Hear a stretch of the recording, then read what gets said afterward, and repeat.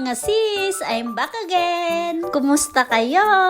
Pilipinas vlog pa rin pala tayo mga sis. Sorry na agad mga sis kasi super late upload na talaga to. Sayang naman kasi yung memories kung hindi ko siya i-upload. Alam ko naman na namimiss nyo na yung mga videos ko dito sa Spain. Huwag kayong mag-alala kasi malapit na akong mag-upload ng vlog dito sa Spain. Ito pala yung mga oras na pumunta kami ng Bayambang. Doon pala sa Bayambang, andun ang mga kamag-anak ni Sa. Nag-tricycle lang pala kami from San Jacinto to Bayambang. Tatay ko pala ang naghatid sa amin at nag-drive ng tricycle. Isang oras din pala ang naging biyahe namin from San Jacinto to Bayambang.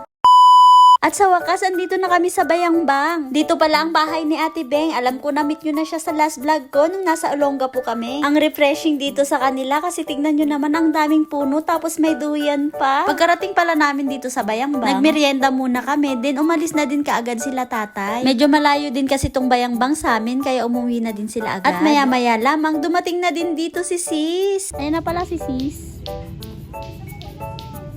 Hi sis! Hi sis! Hi sis!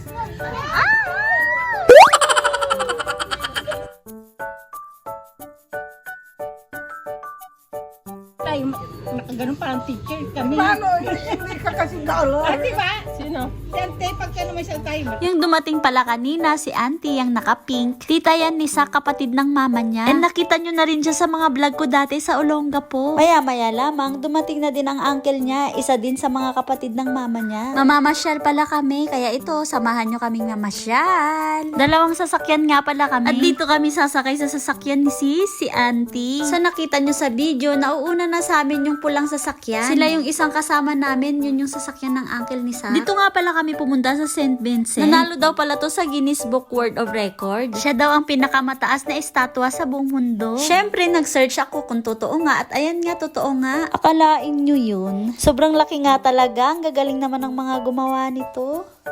Ganda pala dito. Nag-iilaw-ilaw din yung mga gabi.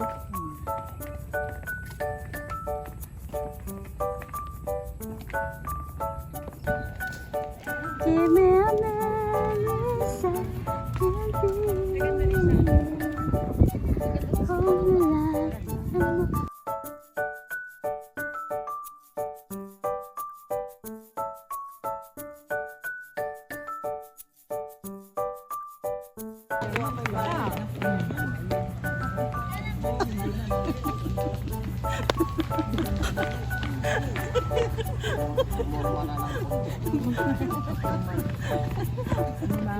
Kami wala isulang. Halika na, Jomo. Ay, mom. ng mga mayor. Mayor, pumasakay lang. Ayan na si Donya. Ay. Mayor. Yung mga donuts doon. Ayan mga sis. Hi sis. Sis, sakay na. Aray sis.